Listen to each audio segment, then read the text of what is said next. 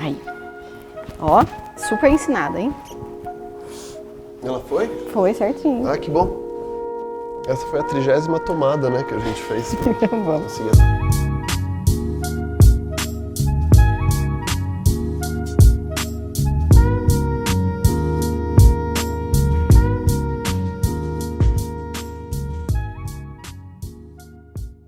Oi, aqui é a Marielle do Lá Fora. Nós somos o podcast de psicanálise que falamos coisas do mundo atual. Hoje o nosso tema é um tema mais dentro da clínica, não tanto lá fora, mas acho que é importante a gente conversar sobre isso, ansiedades.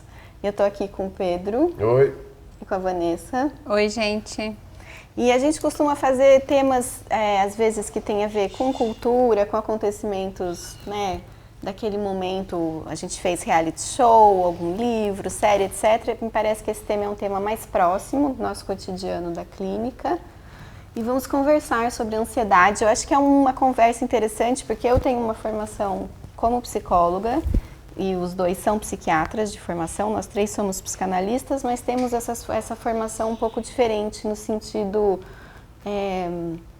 da compreensão até dos sintomas mesmo, né? Uhum. Até do ponto de vista que psiquiatras medicam.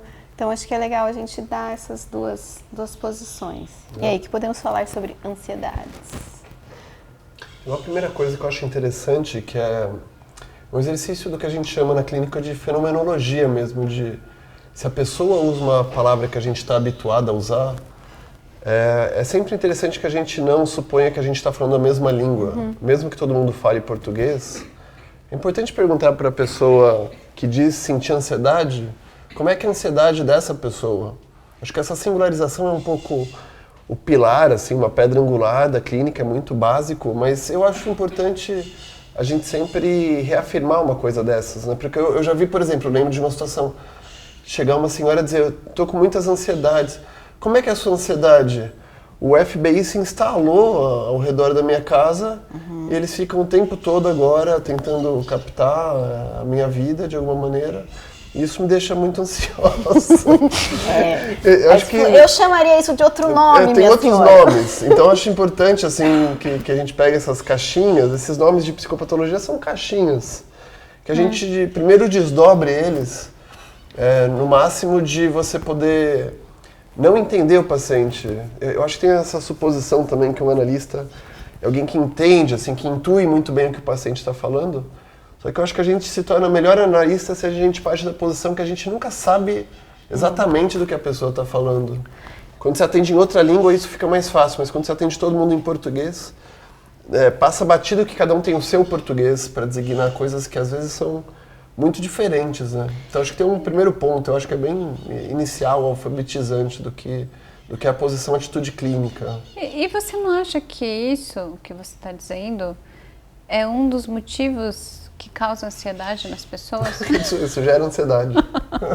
Não é? Não sei o que o meu paciente está dizendo. É uma ansiedade, né? Porque esse ajuste do idioma, da língua, que em alguma medida eu vou estar compreendendo do que o outro está falando e vou me familiarizar um pouco com a maneira de pensar daquele outro, é algo ansiolítico, não é? Uhum. Às vezes o paciente está com sintomas de ansiedade, de fato, porque ele não consegue esse tipo de contato com ninguém, né? Então ele não fala uma língua que alguém compreenda, alguém se coloque junto com ele dentro daquela linguagem. E isso é um fator ansiolítico. Acho que uma coisa que a gente aprende é que a nossa mente prefere saber do que não saber. É um fato vivencial. Se você sabe ou se você pensa que sabe alguma coisa, você fica mais tranquilizado. É mais ansiolítico, como você falou, Vanessa. E não saber direito o que está acontecendo numa situação clínica ou no que vai acontecer numa situação de gravação, por exemplo. Se a gente acha que vai falar o que a gente quer falar ou não vai conseguir falar o que a gente quer falar, isso gera uma incerteza. Na clínica isso é muito comum, o sentimento básico de ser analista é: mas o que eu estou fazendo aqui mesmo? do que a gente está tratando, o que essa pessoa está me dizendo. Eu não sei direito, é como se você estivesse sempre olhando uma nuvem que não toma forma.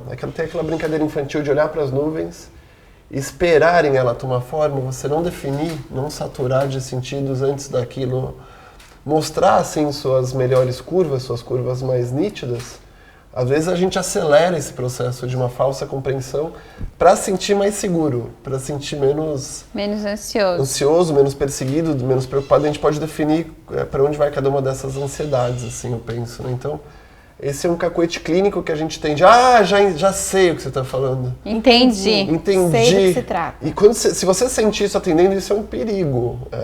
Acho que eu recomendo que você sempre se mantenha afastado desse sentimento de entendi completamente.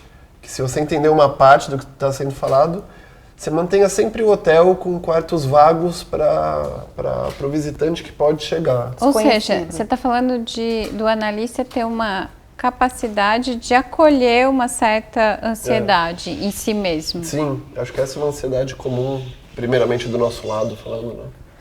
Mas, vamos voltar um pouco, que eu acho que é importante para quem está nos ouvindo. Beber ajuda com ansiedade também. Doutor? Se o senhor recomenda? Uma taça de vinho por dia. Dieta mediterrânea. Eu acho que é importante voltar para essa ideia de ansiedade, isso que você começou falando, Pedro, acho que é super importante, porque ansiedade é um nome que toca um contato entre corpo e mente, né? É uma coisa e é uma palavra que está muito na moda, assim como muitas coisas da saúde mental. Gatilho de ansiedade, isso me deu gatilho. E ansiedade é uma palavra que é muito grande, é uma caixinha que é muito individual. Né? E a gente pode se confundir e falar, eu estou falando de dor de garganta. Dor de garganta, amidalite é uma coisa, que não tem grandes variações. Ansiedade não é isso. Mas às vezes pode ficar parecendo, né? Quando você lê lá, sinais de ansiedade, boca seca, sei lá, palpitação, falta de atenção. E eu acho que é interessante a gente conversar sobre esse tema para pensar em que medida, que pra gente é óbvio, mas para algumas pessoas não é, que as nossas questões psíquicas, emocionais, mentais, elas tocam e elas criam sintomas físicos. Físicos reais, físicos perceptíveis. Quanta gente não vai para pronto-socorro porque acha que está tendo um infarto. E está tendo uma crise de pânico, uma crise de ansiedade. Tem uma definição também em psiquiatria, daí não sei como é que a gente vai depois desdobrar isso na psicologia ou na psicanálise, mas em psiquiatria eu lembro que nas aulas básicas de psicopatologia se aprendia a diferença sempre desses três juntos: medo, ansiedade e angústia. Didaticamente fica bem organizado, mas quando você atende os pacientes não fica tão bem organizado assim, são categorias que se sobrepõem. Mas mais ou menos, assim, medo é o medo de um objeto específico. Você tem medo de barata, você tem medo de sangue, você tem medo de lagartixa. De um objeto bem definido. Que está ligado às fobias também. Fobias, ligadas às fobias. Ansiedade seria um sentimento de apreensão, de incerteza em relação a alguma situação inespecífica do futuro, de alguma forma. Você não tem um medo detalhado de um objeto tão nítido, mas de uma perspectiva de alguma coisa que possa vir a te ameaçar, e ela acompanha esses sintomas físicos, assim, palpitação, sudorese, tensão no corpo. Por exemplo, ansiedade de um concurso que você vai fazer, ansiedade climática, será que o planeta vai existir? Ansiedade nuclear, são ansiedades relacionadas a algum futuro, mais ou menos no horizonte, mas mais ou menos incerto também, né? E a angústia vem no sentido de que dá um sintoma físico, mas não são essas ativações cardíacas, de pele, mediadas assim por outros hormônios, mas seria uma sensação muito específica de um aperto no meio do peito, um aperto em região aqui torácica, se diz em geral, né? Ou pode também ter uma constrição em relação aqui à garganta, sentimento de fechamento das suas vias respiratórias, enfim. Tem mais ou menos essa definição clássica em psiquiatria do que é medo, ansiedade e angústia. Só que esses termos, cada um deles, acho que eles são ressignificados pelas teorias psicanalíticas também, que levam isso para muitos lados, né? No Freud tem angústia real, angústia neurótica. A Melanie Klein tem ansiedade depressiva, ansiedade esquizoparanoide. O Winnicott fala da ansiedade das crianças brincando, o valor da ansiedade como motriz da brincadeira. Enfim, daí vai para N lados, né? E tem as ansiedades e medos, assim, de fato, do mundo que está cercando a gente, do que está acontecendo. Eu sempre que recebo um paciente e começo, um paciente de psiquiatria, por exemplo, e começo a conversar sobre ansiedade, eu sempre vou conversar um pouco sobre a questão de luta ou fuga. Então, eu tenho uma explicação muito simples, que qualquer pessoa pode pensar junto comigo, né? E que eu acho que o paciente chega, ele quer um pouco dessa linguagem que vai acolhendo o que ele está sentindo. E aí eu vou dizer que quando a humanidade começou a existir e o homem da caverna estava lá na sua caverna, sei lá, e aparecia, por exemplo, uma onça. O que ele fazia quando aparecia uma onça? Ele lutava, ou se fosse um outro bicho, talvez ele lutasse, ou ele fugia e saía correndo. Então o corpo dele produzia todos os hormônios, os estímulos necessários para, né, inibir a digestão, inibir todos os processos, e ele sai correndo, por exemplo. Então, que isso tudo acontece e se dá no corpo. Mas que atualmente o nosso desafio não é encontrar uma onça. Dificilmente a gente vai estar andando e encontrar uma onça e ter que sair correndo. Então, que existem estímulos que a nossa mente interpreta daquela maneira, como um perigo, mas que não necessariamente são concretos e visíveis, como seria uma onça. Então, que a gente produz esses mesmos sintomas, essas mesmas percepções para fugir ou lutar contra algo que a gente não necessariamente está identificando. Então, muitas vezes eu começo a conversa a partir desses elementos, né? E aí a pessoa vai me dizendo se faz sentido ou não e tentando identificar se alguma coisa na vida dela está apresentando assim como um desafio, um perigo, uma dor muito grande a ponto de estar produzindo esses sintomas físicos. Então, é uma leitura muito simples e muito simplista até, no sentido de que a gente sabe que para a psicanálise isso vai se aprofundar e vai ter causas inconscientes, mas que eu acho que dá uma abertura para conversar, para começar a pensar que o paciente se sente um pouco mais confortável de ir entrando em contato com aquele perigo, enfim, que está se apresentando. Eu acho que essa é a explicação evolutiva da ansiedade, né? A gente aprende isso na faculdade. Então, quem tinha isso morria menos comido pelo leão, sei lá. Evolucionista. Né? Então, a gente foi criando essas estratégias, ou fomos sendo selecionados aqueles que tínhamos esses sintomas. Mas eu acho interessante essa ideia que você está falando, porque é convidar o paciente a fazer uma pesquisa dentro de si sobre qual é o perigo que está acontecendo. Não é o perigo visível, né? Não é a onça. É o relacionamento, o trabalho, o filho, o marido, a mãe que está doente, sei lá. Tem algum perigo que pode estar acontecendo ou não. Ou não. Ou pode não ter nenhum identificável, né? Que a pessoa não consiga dizer, puxa, acho que todo mundo já recebeu um paciente com vários sintomas e fala, mas está acontecendo alguma coisa agora? Não, eu não sei o que é. E aí você apresenta de uma maneira simples também a ideia de mundo interno. Então, se não tem nada identificável fora, talvez dentro de você exista alguma angústia, alguma questão, alguma dor que esteja provocando isso. Na clínica, eu acho que você acabou? Na clínica, eu acho que a gente encontra bastante o desafio de ficar diferenciando o que é um medo, angústia, ansiedade, como é que a gente vai usar essas palavras, da onça, versus uma descoberta específica da psicanálise que é em cima de todo o medo real de ansiedade relacionada a um fator proporcional na realidade, existe um acréscimo de um medo neurótico, a gente chama. É como se a gente descobrisse que ali também habita um fantasma. Então isso está no Freud, ele definiu assim, o primeiro termo que é Real Angst, tipo medo real, angústia real, mais relacionado ao medo real daí também, nisso, né, que a Vanessa está trazendo. É proporcional ao ficar com medo de um tigre dente de sabre, ou de um leão, ou de uma pessoa armada que vem para me assaltar ou me invadir. Seria estranho você não sentir essa ansiedade, ou esse medo, né? Só que em determinadas situações analíticas, a gente vê que medos e ansiedades reais, proporcionais à realidade externa, elas são amplificadas e aprofundadas por algum tipo de fantasmagoria do mundo interno, de tensões inconscientes que se manifestam a partir de pequenas frustrações cotidianas, mas que são amplificadas em grau enorme, né? E isso é muito nítido de você encontrar na brincadeira de crianças, por exemplo.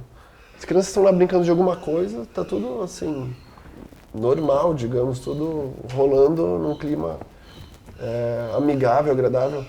De repente elas saem correndo porque se assustaram com alguma coisa da brincadeira. De repente entra em cena ou o bicho-papão, ou entra em cena algum personagem persecutório. São ansiedades assim, destrutivas. É o que leva a gente a ter que teorizar, por exemplo, a pulsão de morte. Crianças brincando num espaço tranquilo, de repente brota assim, um personagem vilânico, sanguinário, maldito, que vem para destruir todos os outros. Então, eu acho que isso aparece bastante nessa emergência da brincadeira infantil. Mas é muito da clínica também, que, por exemplo, a pessoa não tolere uma dada situação realística, digamos. O paciente pode narrar que o seu sofrimento está totalmente ligado às suas condições externas, e que qualquer outra pessoa naquelas condições externas sentiria exatamente o que ela ou ele estão sentindo. Mas isso é um engodo. Não é bem assim, porque dentro das nossas frustrações de vida, a gente amplifica aquilo com um colorido que é muito próprio de cada sujeito. A gente consegue ampliar em muito essas situações, colocando uma digital inconsciente nossa um determinado modo de sofrer, né? Então acho que faz parte da nossa clínica ir meio que dissecando, tentando discriminar onde está um sofrimento proporcional à situação externa, real, versus, de novo, esse fantasma que vem e aumenta muito, digamos, a dor, né? E acho que o que o Pedro está falando é interessante para pensar em termos de diagnóstico. Não que isso importe muito, mas assim, o quanto de ansiedade faz parte da vida e o quanto precisa de algum tipo de ajuda. Porque quando você falou assim de que existem ansiedades que fazem parte da vida normal. E que uma pessoa que não sente nada, acho que você falou isso, eu lembrei dessa situação. Se falasse, se você não sentir medo diante de algum perigo real, você não está conectado com a realidade. Então existem ansiedades. Eu sempre penso a ansiedade ou a angústia, que para mim é meio equivalente, depois a gente pode conversar sobre isso, como um botão de volume. Né? Quando ele está assim, regulado, ele está ok, você sente coisas condizentes com aquilo que é. E tem momentos, eu acho que de maior vulnerabilidade, de situações mais difíceis da vida, em que esse botão ele fica desregulado. E aí tudo vira uma ansiedade muito importante. Que eu acho que é o que as pessoas normalmente vão procurar ajuda. Quando elas chegam e falam, olha, eu não sei, mas diante de uma entrega do trabalho eu não estou conseguindo mais dormir. E antes eu conseguia. Sim. Né? Diante de uma situação de saúde da minha família, eu não consigo mais comer. Ou eu estou sentindo esse aperto no peito, etc e tal. Então eu fico pensando nesse botão. Acho que é importante dizer, a ansiedade faz parte da vida. Não é que você vai sentir ou não se você está doente. Todo mundo vai, em alguma medida, então, várias vezes por dia. Eu acho que na psiquiatria, a impressão que eu tenho é que já regula um pouco esse botão quando você fala para a pessoa que a ansiedade é útil, é importante. Faz parte. Ela é não só faz parte, como é importante. Imagina se você não tivesse ansiedade nenhuma. Você ia prestar vestibular... Você ia se preparar para fazer as coisas? Querer algum tipo de... algum nível de impulsionamento para o futuro. De apreensão, de cuidado, de preocupação. E até de medo. É extremamente interessante. E aí eu acho que quando você fala isso para a pessoa, que a pessoa está vendo aquilo só como algo ruim, você já abre um espaço para mexer nesse botão. Ok, então a gente...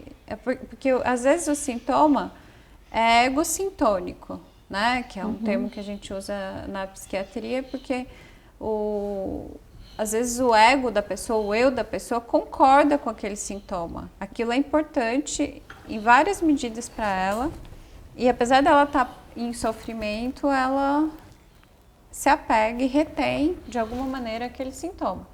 Então, quando você fala, ok, nós vamos manter algum nível de ansiedade e vamos cuidar disso para que você use isso, eu acho que já dá uma condição de estar dentro de um tratamento, por exemplo. Do que quando você fala, não, vamos eliminar a sua ansiedade.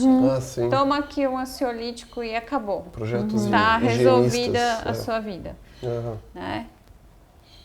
Agora, tem uma diferença que eu acho que é muito importante, aí vocês falam se vocês veem assim como psiquiatras também, que me parece que a lógica médica é eliminar sintomas incômodos, sejam quais forem, pode ser de uma doença orgânica, dor de garganta, febre, você dá um remédio que diminui aquele sintoma. Por esse viés, o paciente ou deprimido ou ansioso vai no médico, toma remédio, aquilo é eliminado. Para a psicanálise, é uma outra ideia completamente diferente, né? Que a ansiedade está dizendo alguma coisa. Nós, psicanalistas, a gente recebe um paciente que está angustiado, vou usar essa outra palavra, no consultório, e a gente acha bom. Bom no sentido de que tem alguma coisa, Eu sempre fico pensando naquele vídeo da Maria Homem, que eu fico vendo em looping, porque eu acho que eu nunca entendo. Que ela fala, né, que os lacanianos falam coisas que a gente nunca entende, que ela fala assim, a angústia não mente. A angústia tá ali e ela não mente. E aí eles têm isso que eu também não sei o que é atravessar o fantasma. Vocês sabem o que é isso ou não? Mas na minha cabeça, como eu não sei o que é, eu invento que é tipo você mergulhar e atravessa. Sabe quando você mergulha na onda, na arrebentação?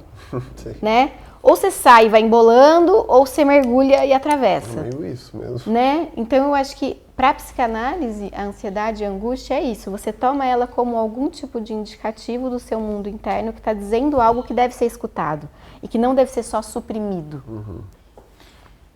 E aí eu acho que quando você já coloca esse pressuposto de que o sintoma vai ser escutado, você já traz uma condição para que a pessoa pense em coisas que ela não sabe.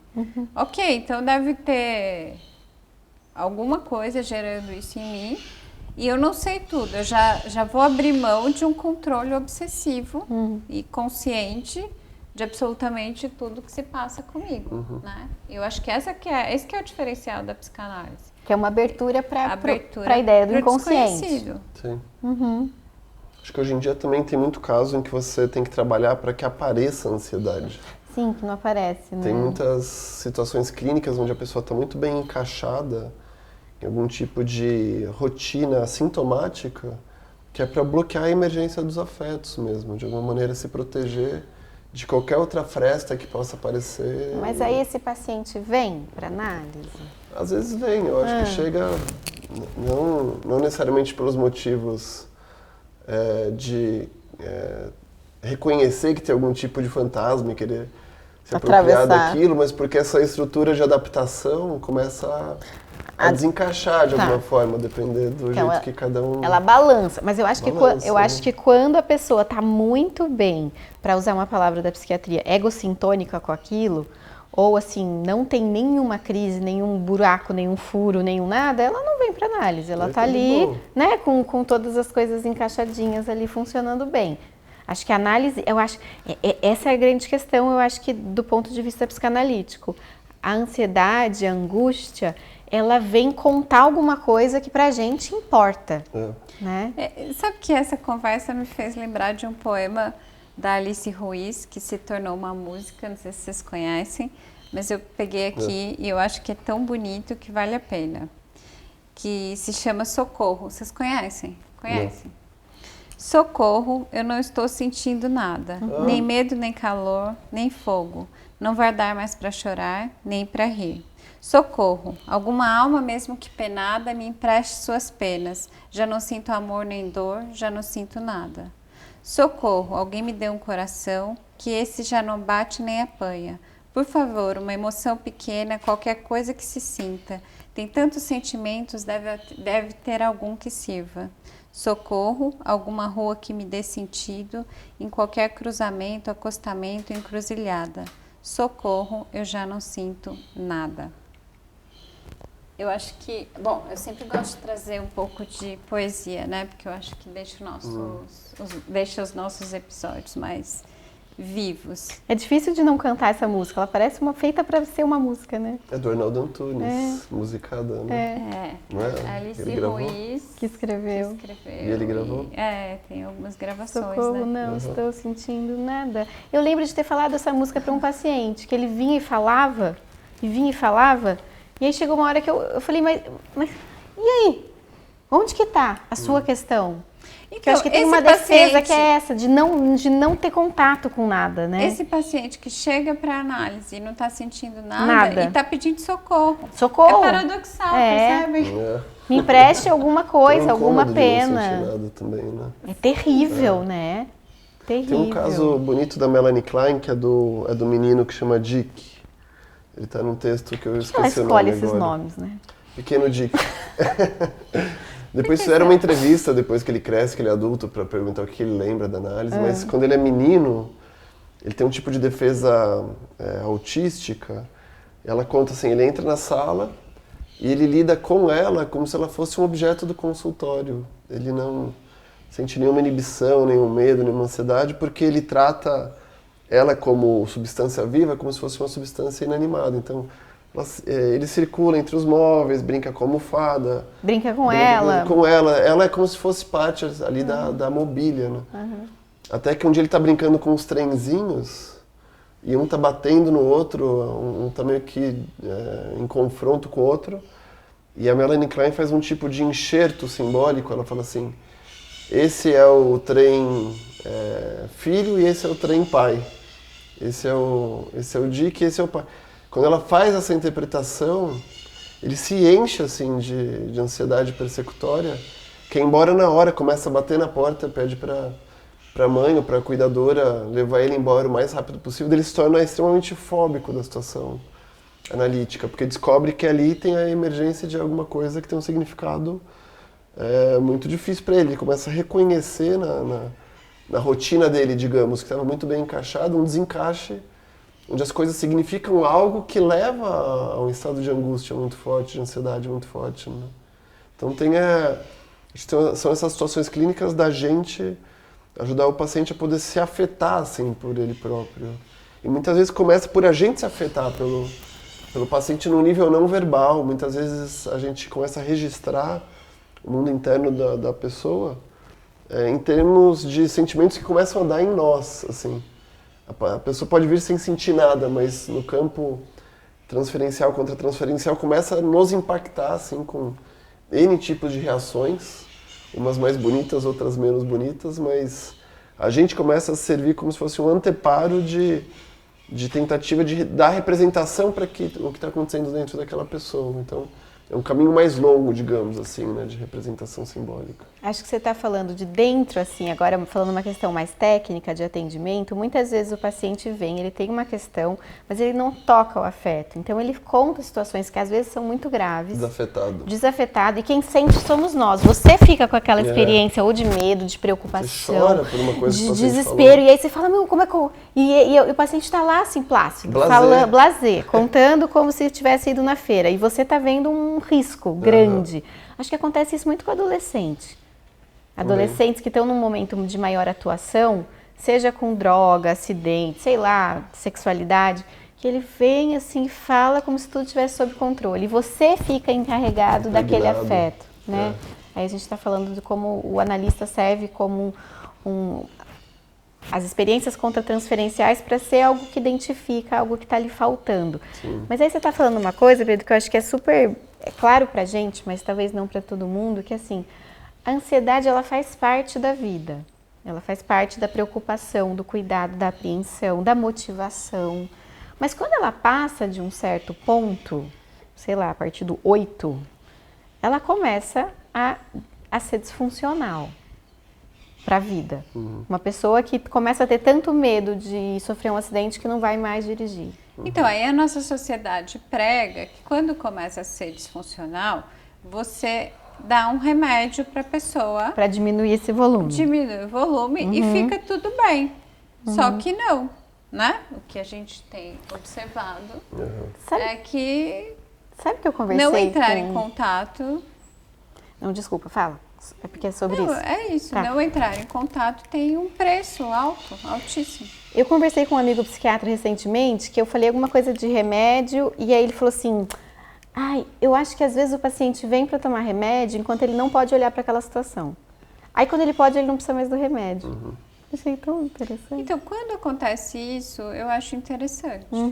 Mas às vezes não acontece Não, isso. não acontece. Acho que é Vai quando... tendo uma sobreposição Sim. de remédios, Sim. né?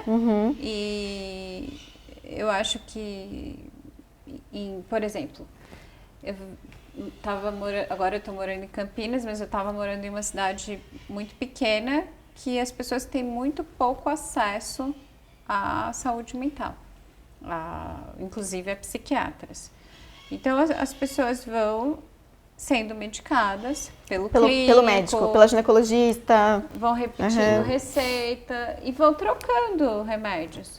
Doutor, você pode me passar esse Talopram, porque a minha vizinha toma. E ajuda. E esse médico não está habilitado para compreender muito disso e prescreve, porque também é mais fácil prescrever e aquela pessoa vai embora feliz e todo mundo fica feliz. Então, acho que é uma questão que tem acontecido extremamente Delicada. E eu acho que é muito delicado, porque assim, eu sou psicóloga de formação, então eu não medico e não estudei isso, mas no meu consultório, para mim, eu tenho alguma clareza hoje quando eu acho que o paciente tem que ser medicado. Porque, inclusive, tem gente que está numa situação de sintoma que ela não consegue nem fazer a sessão. sim. Né? Ou ela não consegue vir, ou ela não consegue ter uma organização suficiente para conseguir estar no horário, mesmo que seja online. Então, tem momentos que eu acho que a medicação é absolutamente fundamental. E eu sinto que tem duas coisas. Tem a supermedicação aí que você está falando, que a pessoa toma o que o dentista passou, que a ginecologista, o cardiologista, totalmente desorganizado. Eu tenho visto no consultório um abuso grave de Zolpidem, recentemente, né? Das pessoas tomando para dormir, fica uma confusão. Agora eu também vejo Venvance para estudar, passar em concurso. E os antidepressivos todos como se não fosse nenhum. Nada, né? Vai aumentando a dose. Ou esportes, as pessoas usam esportes para isso também. Fazer maratona. Tá.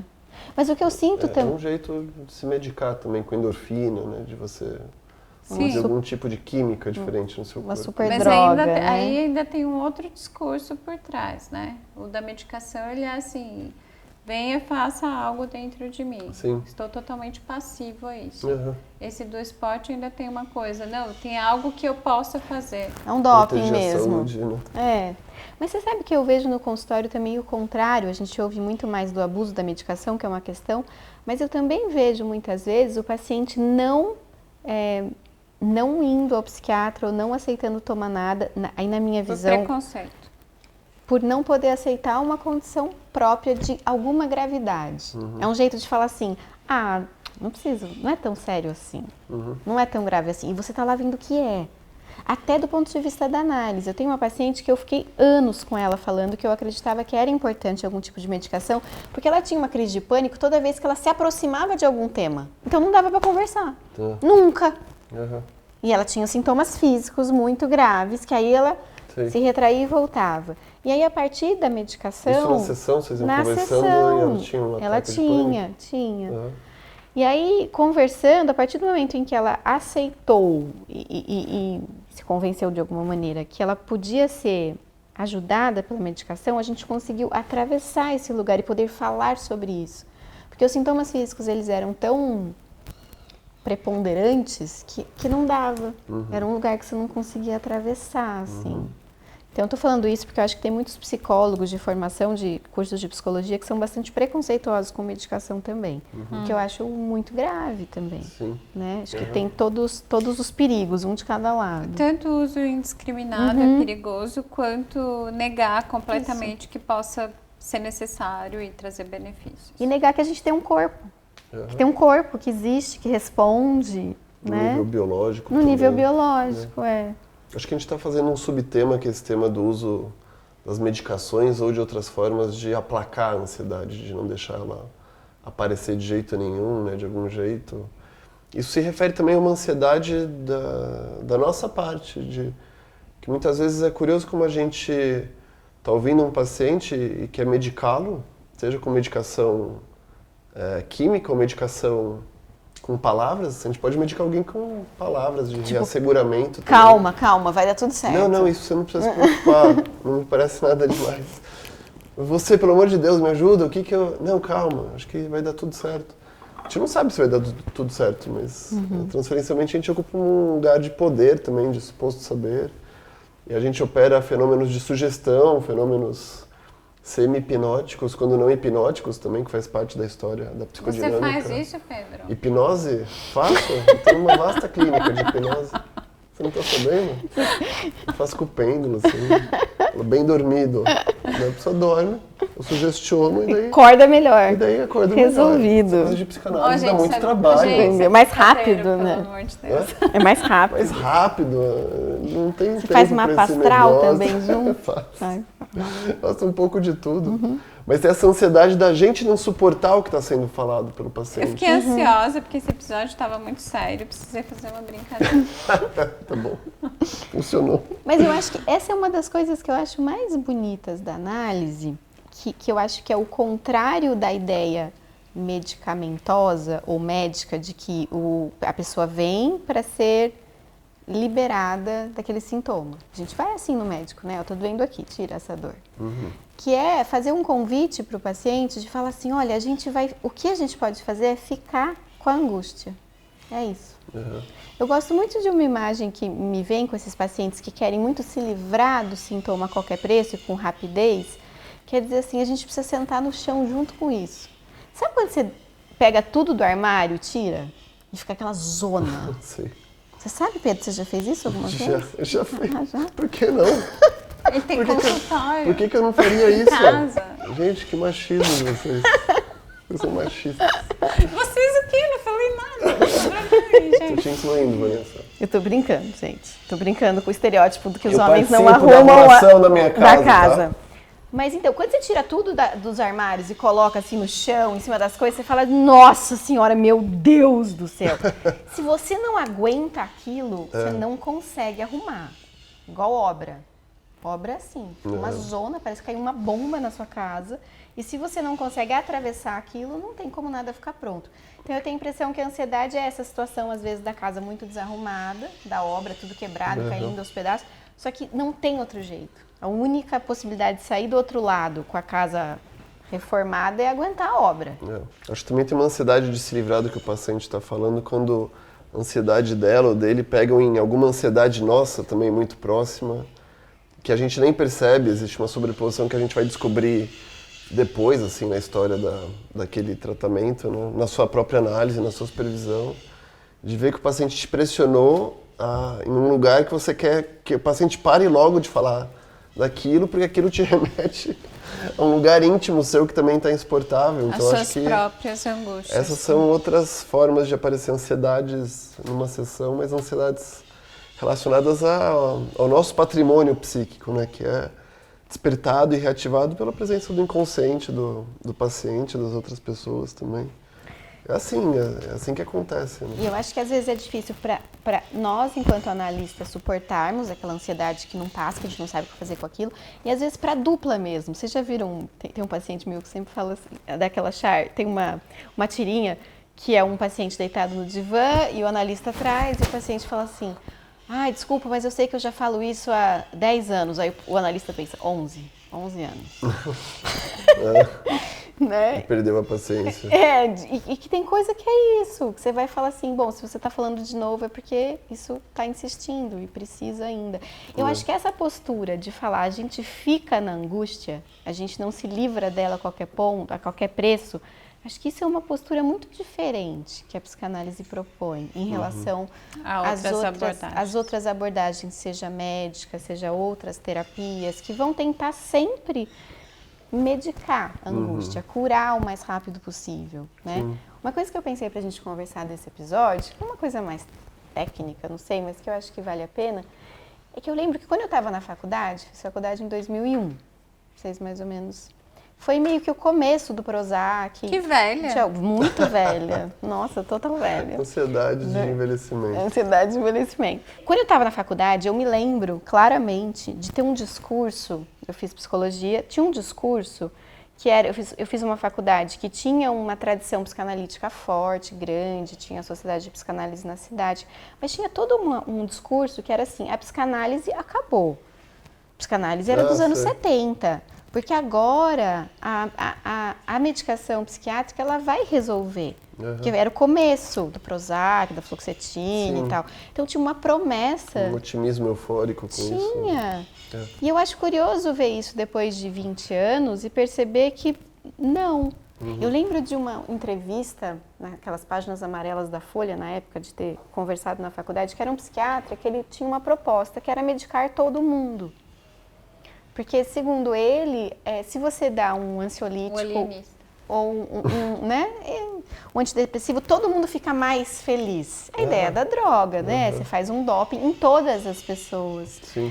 E aí, eu acho curioso perceber que mesmo com o avanço da psicofarmacologia, porque é inegável que houveram muitos avanços, Sim. ainda assim, isso não resolveu Ainda assim, nada. o ser humano continua sendo humano. Tem aquela última pesquisa de uma meta-análise longa de vários artigos de uma psiquiatra inglesa que falou, não, depressão não é falta de serotonina.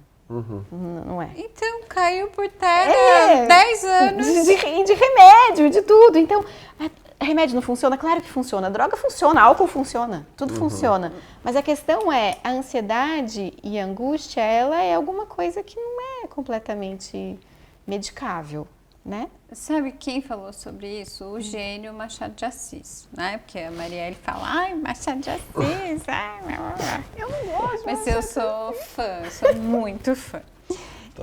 Tabu. O problema aqui É no feio Lá não Fora gostar. Cast. Problema aqui entre nós. Mas vamos lá. Já que eu tenho a palavra nesse momento, eu posso me lembrar do Alienista, né? Simão Bacamarte. É muito bom, porque ele é um médico, um alienista, alguém que cuida dos loucos, e ele vai tentar identificar quem são os loucos e internar todo mundo. Na Casa Verde. E ele começa a internar as pessoas e vai, e por fim ele interna a cidade toda, né? Ele interna todo mundo e ele chega à conclusão de que louco era ele. Que ficou de fora. E aí ele reverte o processo. E o Machado de Assis é contemporâneo do Freud, né? Então ele não teve acesso tanto Depois. assim. Então eu acho que é muito interessante, porque a psicanálise é muito isso. Quem é o louco? Quem é o ansioso? Sim. Né? A gente está conversando justamente desse lugar em que a gente, como analista, vai cuidar da nossa própria ansiedade em relação ao que o sintoma do paciente provoca em nós. E eu acho que não é também, né? A gente não pode relativizar tudo e dizer, não tem pessoas muito ansiosas e que a ansiedade não pode ser um grande obstáculo da vida. Lógico que tem. Horrível, né? Tem pessoas que chegam a um ponto de não conseguir sair de casa. Claro que isso precisa de ajuda, de tratamento, de medicação, de terapia, etc e tal. Mas a gente está aqui pensando que cada um vai ao longo da vida organizar os próprios sintomas e é inevitável que você passe por situações de maior ansiedade na sua vida, né? Acho que todo mundo em algum momento vai passar. Ou mais deprimido, ou mais ansioso. Isso precisa de alguma ajuda em alguma medida. Mas acho que o convite aqui é para pensar não essa ansiedade como uma doença que precisa ser medicada ou extirpada, né? Mas como uma parcela fundamental da vida, da experiência de todo mundo. Eu acho importante também deslocar desse lugar de trabalhar sempre para uma melhor adaptação à realidade externa. Porque isso engana muito, eu acho, também, né? Por exemplo, eu estou lembrando de um paciente adolescente que ele sempre fazia assim, ele deixa a prova dele, estudar para a prova dele para o último instante. Então ele nunca consegue estudar quando ele tem o tempo, de fato, para estudar. E conforme vai chegando o dia, assim, do evento, do acontecimento, da prova, daí ele tenta estudar na madrugada anterior. E nesse intervalo inteiro, ele vai ficando com um nível de ansiedade crescente, assim, transbordante, que vai enchendo o recipiente interno, mental dele, se torna insuportável. E ele vê assim, eu preciso dar um jeito de me organizar melhor, eu quero me organizar melhor, eu queria ser uma pessoa mais adaptada ao ritmo de vida. Só que o que vai aparecendo na análise dele é que, através de sonhos, através de associações, o processo analítico vai revelando uma coisa muito curiosa e absurda, de que existe um tipo de prazer inconsciente nesse paciente, de chegar o mais perto possível do tensionamento máximo e escapar por um triz, digamos assim. Acho que todo mundo que chamam isso de procrastinadores tem esse gozo. Eu acho que se singulariza, talvez cada um tem fantasias mais específicas em relação a isso. Mas tem um escapar no último instante. De ficar esperando a onda chegar até o mais perto de você. De ser mais esperto. E sair correndo. Não, o dele era assim, sobreviver. Era como se fosse uma fantasia de fênix. Fui dado como... morto. Fudido, morto, e de repente eu renasço como Jesus Cristo. Daí tinha uma identificação inconsciente dele com Jesus Cristo. Você vê para onde vai? A ansiedade, nesse caso, não era uma desadaptação à realidade externa, era um modo dele de ser, um tipo de prazer. Que ele também comparou isso uma vez a ficar o máximo apertado para ir no banheiro para depois ter o prazer total de descarregar tudo de uma vez. Tem um prazer do controle, né? É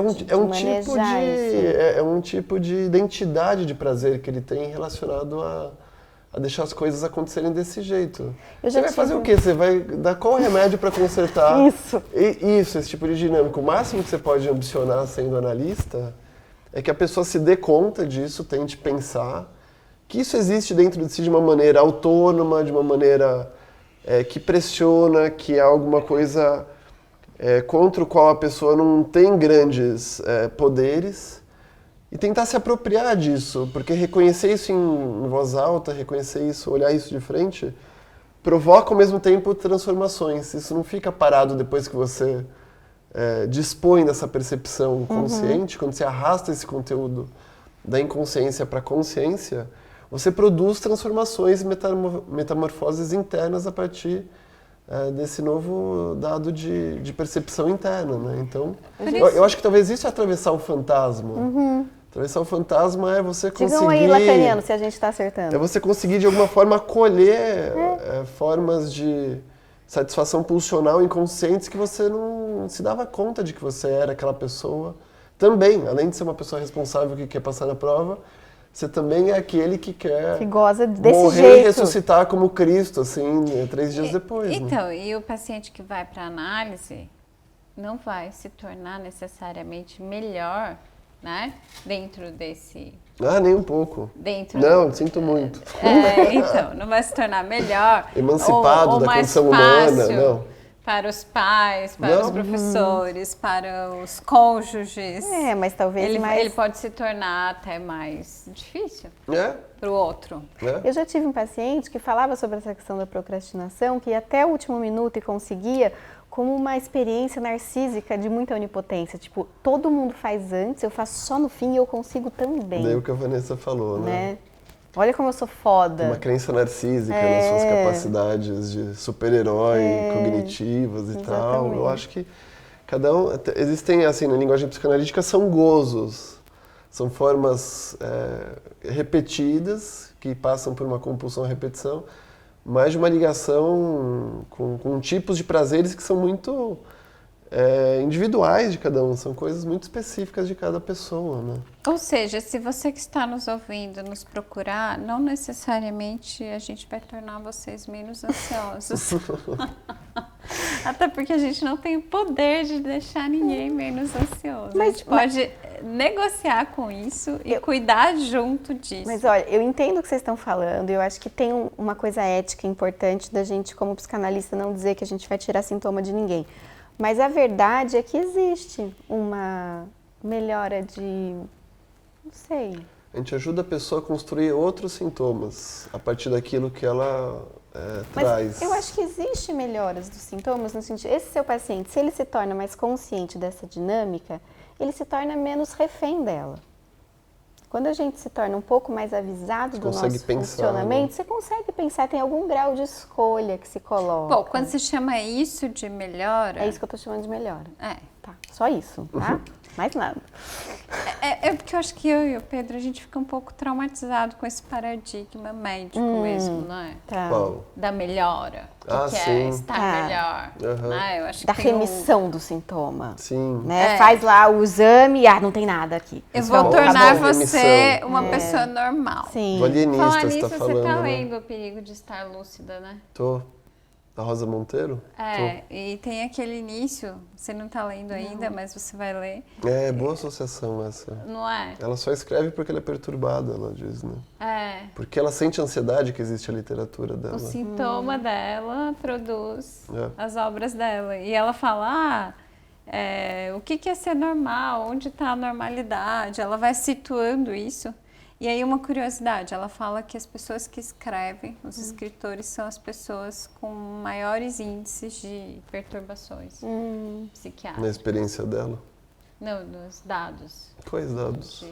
Dados dela. Das universidades. Não dela. Ela traz Dados lá minha dados. cabeça. É verdade? Escritores? Mas tem trabalho científico só com escritores? É. São policiais, Não, são anestesistas. escritores, são Não. piores do que os artistas plásticos, tá. os Pegaram músicos. entre as artes? Na minha Entre as cabeça. artes, os escritores são os entendi. piores. Os Então, mais perturbados. é. Então, isso não é uma melhora de sintoma? A pessoa transformar uma angústia numa obra de arte, e pro Freud é. Você está sublimando suas dores, suas angústias em alguma coisa. Há controvérsias, mas Há acho que controvérsias. sim, né? A gente pode Pelo menos pensar pra quem que lê sim. é bom, né? Não sei pra quem escreve. Pra quem lê é bom, não necessariamente pra quem escreveu foi tão legal assim. Talvez tenha sido um ato de sobrevivência, a gente não sabe onde é que cai, né?